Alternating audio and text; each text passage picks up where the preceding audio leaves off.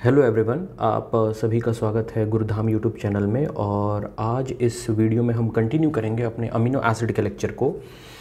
तो आपने पिछले वीडियो में पढ़ा था कि अमीनो एसिड का रिप्रेजेंटेशन हम कुछ इस प्रकार से करते हैं।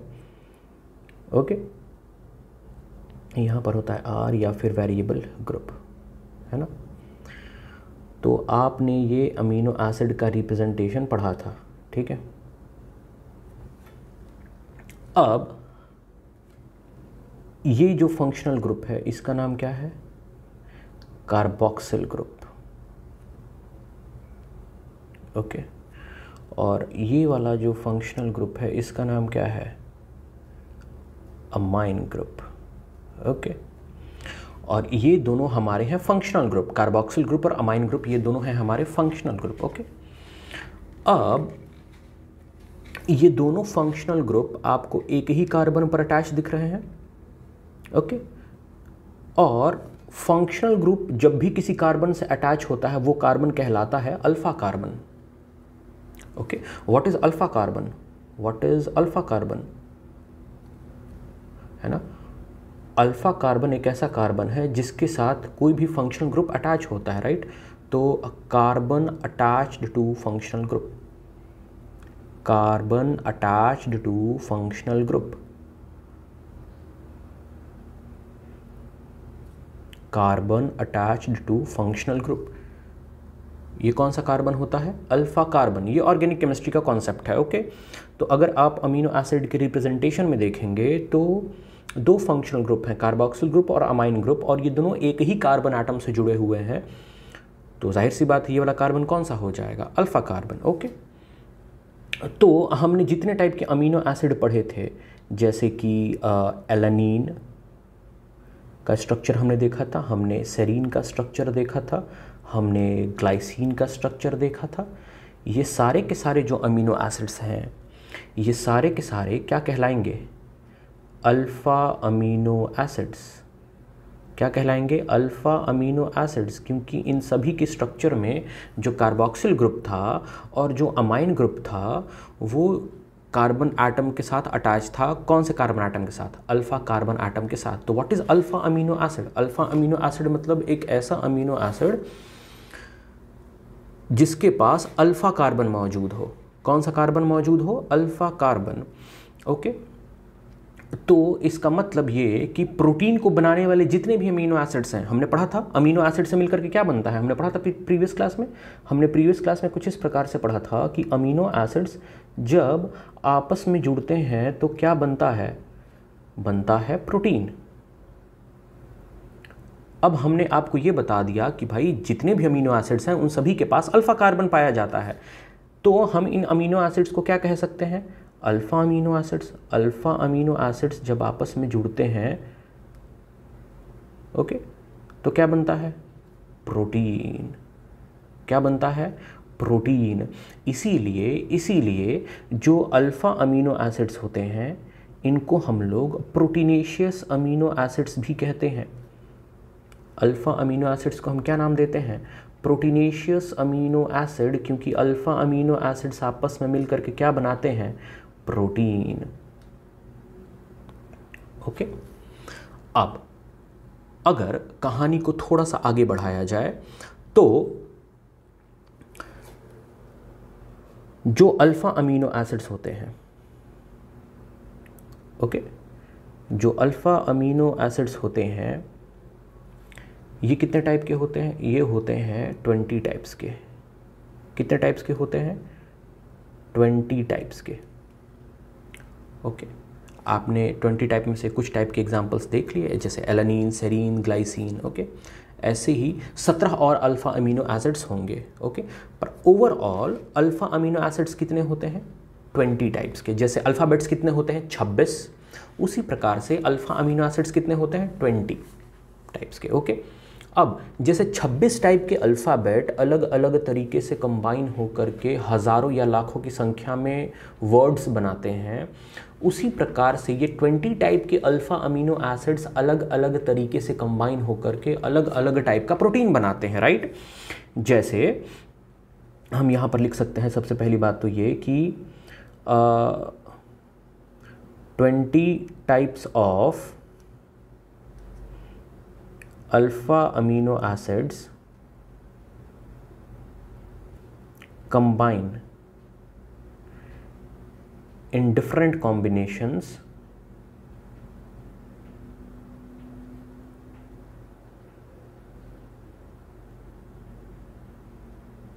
to form different types of proteins, okay. मैं आपको एक एग्जांपल के ज़रिए समझा देता हूँ। जैसे अगर हम एग्जांपल के तौर पर देखें तो जैसे इंसुलिन हार्मोन का आप सभी ने नाम सुना होगा। इंसुलिन एक हार्मोन है, एक ऐसा हार्मोन जो प्रोटीन का बना हुआ है, ओके। अब प्रोटीन का बना हुआ है तो इसको बनाने के लिए कौन से अमीनो एसिड इस्तेमाल हुए होंगे? Alpha amino acids. अब देखिए अल्फा अमीनो एसिड्स यहाँ पर इस प्रकार से जुड़े हुए हैं, इस प्रकार से कंबाइंड हैं कि कौन से हार्मोन की तरह काम कर रहे हैं? इंसुलिन हार्मोन की तरह, ओके। अब आता है हमारा हीमोग्लोबिन। हीमोग्लोबिन भी एक प्रकार का क्या है? प्रोटीन है। हीमोग्लोबिन भी एक प्रकार का क्या है? प्रोटीन है। तो इसमें भी कौन सा अमीनो एसिड पाया जाएगा? Alpha amino acid. तो कहने का मतलब ये है कि आपको जितने भी अलग अलग टाइप के प्रोटीन दिखेंगे, चाहे हार्मोन के फॉर्म में दिख जाएं, चाहे हीमोग्लोबिन के फॉर्म में दिख जाएं, इन सभी में आपको कौन सा अमीनो एसिड देखने को मिलेगा? अल्फा अमीनो एसिड्स, ठीक है। अब अंतर क्या है दोनों टाइप के प्रोटीन्स में? अंतर ये है कि हीमोग्लोबिन में पाए जाने वाले amino acids, alpha amino acids का नंबर भी अलग होगा, ठीक है, और कंबाइन करने का तरीका भी अलग होगा। किसके कंपैरिजन में? इंसुलिन के कंपैरिजन में, ओके। अब आगे बढ़ते हैं। अब हम ये देखेंगे कि जो अल्फा अमीनो एसिड होते हैं, जो अल्फा अमीनो एसिड होते हैं,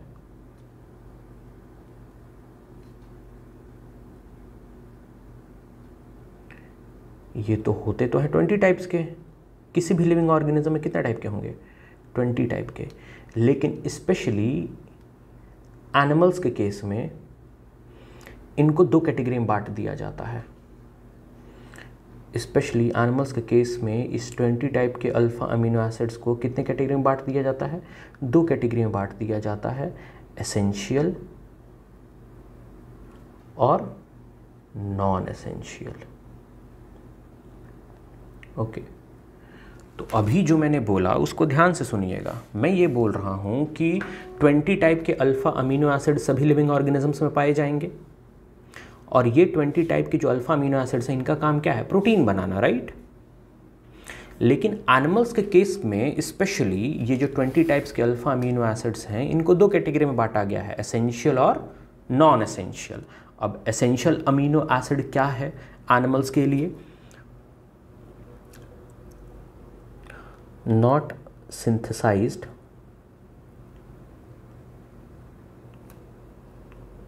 in animal's body,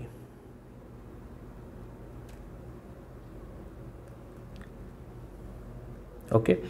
वो अल्फा अमीनो एसिड्स जो एनिमल की बॉडी के अंदर नहीं बन पा रहे हैं उनको क्या कहा जा रहा है? Essential amino acids. क्यों?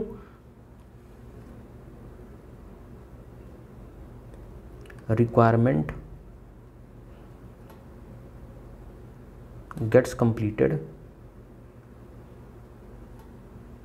through other source,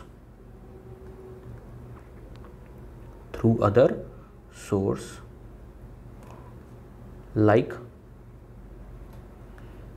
plants, meat, milk, etc. तो मैंने ये बोला कि एनिमल्स में 20 टाइप के जो अल्फ़ा अमीनो एसिड्स हैं इनको दो कैटेगरी में बांटा गया, एसेंशियल और नॉन एसेंशियल, जिसमें से एसेंशियल अमीनो एसिड्स ऐसे अमीनो एसिड्स हैं जो एनिमल की बॉडी के अंदर नहीं बनते हैं, ठीक। तो एनिमल इनको कहाँ से लेता है? अपनी बॉडी के अंदर दूसरे सोर्सेज से। एनिमल जो है प्लांट खाएगा, मीट खाएगा, मिल्क कंज्यूम करेगा, ताकि उसके शरीर में कौन से अमीनो एसिड आ सकें, अल्फ़ा अमीनो एसिड्स। ओके, अब ये एसेंशियल अल्फ़ा अमीनो एसिड्स कितने टाइप के होते हैं, तो ये होते हैं 10 टाइप्स के। एसेंशियल अमीनो एसिड्स कितने हैं, 10। उसी प्रकार से नॉन एसेंशियल अमीनो एसिड्स कितने हैं, 10। और इसको हम कैसे डिफाइन करते हैं, तो synthesized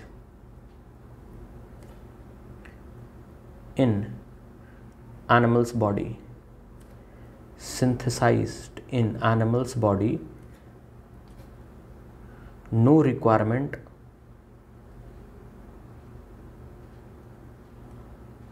through other source।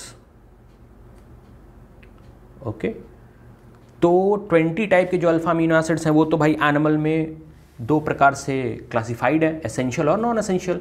Essential alpha amino acids वो जो एनिमल की बॉडी के अंदर नहीं बनते हैं, तो एनिमल उन अल्फा अमीनो एसिड्स को कहाँ से लेता है, दूसरे सोर्सेज से लेता है। और non essential alpha amino acids वो जो एनिमल की बॉडी के अंदर बनते हैं, तो उसको किसी बाहरी सोर्स से लेने की ज़रूरत नहीं है।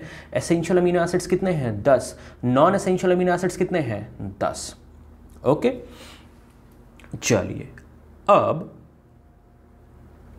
अगर मैं एसेंशियल अमीनो एसिड्स की लिस्ट तैयार करूं, अगर मैं एसेंशियल अमीनो एसिड्स का लिस्ट तैयार करूं, ओके, तो इसका एक ट्रिक है, देखिए, Lily try to met phenyl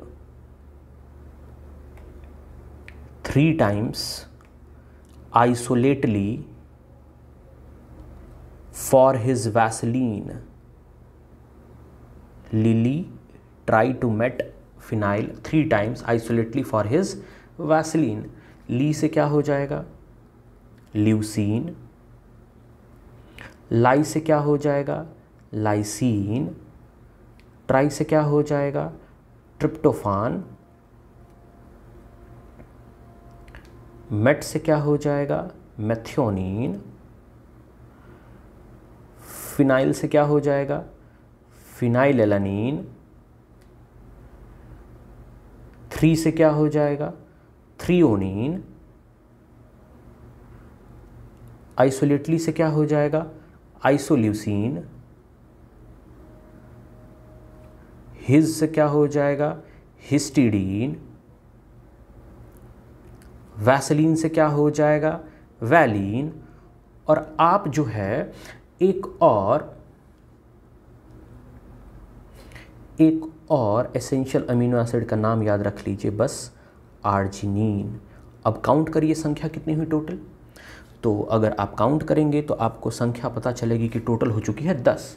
okay, देखिए कैसे, 1 2 3 4 5 6 7 8 9 और ये 10। ये रहा 10 एसेंशियल अमीनो एसिड्स का लिस्ट। ये आपको केमिस्ट्री बायोमॉलिक्यूल से भी मिल जाएगा, ठीक है।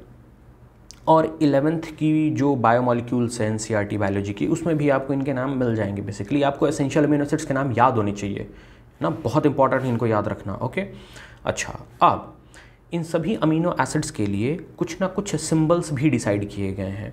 ओके, जैसे होता है ना कि पीरियोडिक टेबल में जो एलिमेंट्स हैं उनके लिए सिंबल्स डिसाइडेड हैं, उसी प्रकार से ये जो अमीनो एसिड्स हैं इनके लिए भी सिंबल डिसाइडेड है। जैसे कि सिंपल पहले देखें, सिंपल में हम ये देख सकते हैं कि भाई कलर चेंज करने दो, कलर चेंज करने दो, कलर चेंज कर लेते हैं। ये जैसे लाइसीन है, लाइसीन के लिए कौन सा सिंबल हो जाएगा, के। ओके, मेथियोनिन है, मेथियोनिन के लिए कौन सा सिंबल हो जाएगा, एम। हिस्टिडीन है, हिस्टिडीन के लिए कौन सा सिंबल हो जाएगा, एच। ल्यूसीन है, ल्यूसीन के लिए कौन सा सिंबल हो जाएगा, एल। ओके, वैलीन है, वैलीन के लिए कौन सा सिंबल हो जाएगा, वी। ओके, आइसोल्यूसिन है, आइसोल्यूसिन के लिए कौन सा सिंबल हो जाएगा, आई। ओके, फिनाइल एलानीन है, फिनाइल एलानीन के लिए कौन सा सिंबल हो जाएगा? एफ। थ्रियोनीन है, थ्रियोनीन के लिए कौन सा सिंबल हो जाएगा? टी। ओके, ट्रिप्टोफान के लिए कौन सा सिंबल हो जाएगा? डब्ल्यू। आर्जिनिन के लिए कौन सा सिंबल हो जाएगा? आर। आर्जिनिन के लिए कौन सा सिंबल हो जाएगा? आर। ओके, अब अगर हम इसमें देखें, ओके, तो अगर आप थ्रियोनिन का देखें तो इसका तो सीधा टी है, टी से थ्रियोनिन और टी से इसका सिंबल। आइसोल्यूसिन आई से शुरू हो रही है, इसका सिंबल भी आई है। हिस्टिडीन एच से शुरू हो रहा है, इसका सिंबल भी क्या है? एच। वैलिन वी से शुरू हो रहा है, इसका सिंबल भी क्या है? वी। मैथ्योनिन एम से शुरू हो रहा है, इसका सिंबल भी क्या है? एम। ल्यूसीन एल से शुरू हो रहा है, इसका सिंबल भी क्या है? एल। तो ये आपको 1 2 3 4 5 और 6, ये 6 सिंबल तो आपको याद करने में कोई भी दिक्कत नहीं होनी चाहिए। पर आपको लाइसीन के केस में, ट्रिप्टोफान के केस में, उसके बाद फिनाइल एलानीन के केस में और आर्जिनिन के केस में थोड़ा ध्यान रखना पड़ेगा। ओके, अब अगर हम बात करें नॉन एसेंशियल अमीनो एसिड्स के बारे में, किसके बारे में?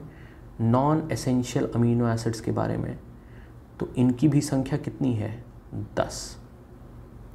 नॉन एसेंशियल अमीनो एसिड्स की संख्या भी कितनी है बताइए? 10 है। ओके, जिसमें आते हैं आपके एलानीन, जिसमें आपके आते हैं एस्पार्टिक एसिड, ओके, जिसमें आपका आता है सिस्टीन, ओके, इसमें आपका आता है ग्लूटामिक एसिड,